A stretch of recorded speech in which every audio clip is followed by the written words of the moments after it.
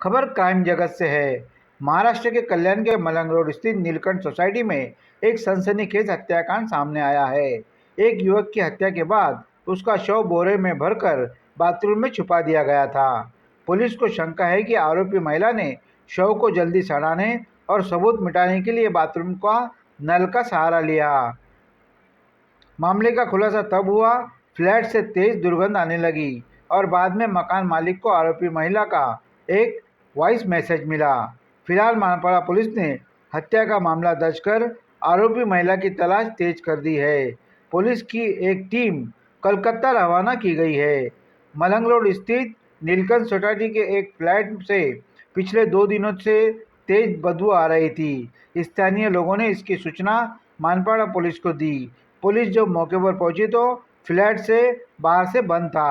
दरवाज़ा तोड़कर अंदर प्रवेश करने पर बाथरूम में बोरा मिला। बोरा खोलने पर उसके अंदर एक युवक का सड़ा गला शव बरामद हुआ। सूचना मिलते ही फॉरेंसिक टीम और क्राइम ब्रांच के अधिकारी भी मौके पर पहुंचे और घटनास्थल का निरीक्षण किया। फिलहाल मामले की जांच पड़ताल मानपाड़ा पुलिस के अंतर्गत चल रही है। एक इस्लाम होता, एक हमीदुल्ला इस्लाम माझ्याकडे 2023 ते 24 राहायला आलता पहिले. त्याचे ॲग्रीमेंट होते माझ्याकडे. नंतर त्याचं काम थोडं थंड झाला तर तो गावाला गेला निघून. तर 2026 मला फोन आला, दादा मला रूम पाहिजे रात्री. तर मी त्याला बोललो की बाबा रूम माझ्याकडे आता एकच रूम आहे, तुला पसंत आली तर ठीक आहे घे तू. तर त्याला बोललो सकाळी तो आला, सकाळी त्याला रूम दाखवली. तर तो बोलतो दादा ये रूम बराबर नहीं है, तो मेरे पास बड़ा यही रूम है, तो रात को किधर जाओ अभी दिन में. तो मग मी त्याला ती रूम दिली. त्याला बोललो, तो मला बोलला का दादा दुसरी रूम खाली झाली तर मला तिकडे शिफ्ट कर बॅल्कनीवाला रूम. तो बोला ठीक आहे चालेल, बॅल्कनीवाला रूम तुला शिफ्ट करतो.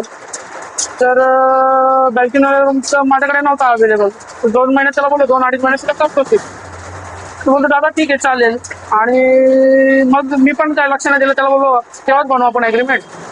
तर मग असं करताना मग तो कामाला जायला लागला तिकडे पुण्याला. तो वाईफ होती. अशा करून 2-2.5 महिने निघून गेले.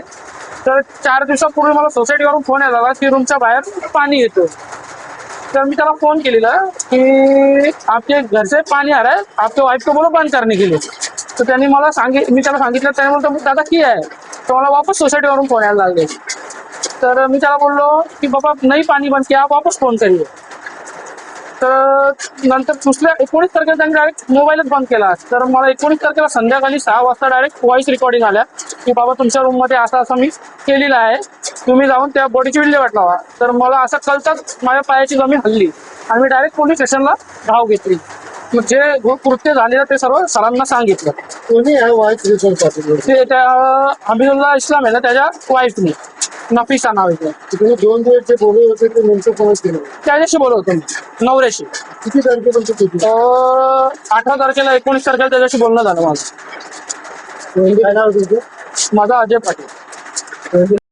या ठिकाणी जिथं आपण या ठिकाणी स्पॉटवर उभा आहोत, या ठिकाणी एक पहिल्या माळ्यावर एका रूममध्ये हसीबा अहमदुल्ला इस्लाम नावाच्या महिलेने तिच्या प्रियकराची हत्या केलेली आहे.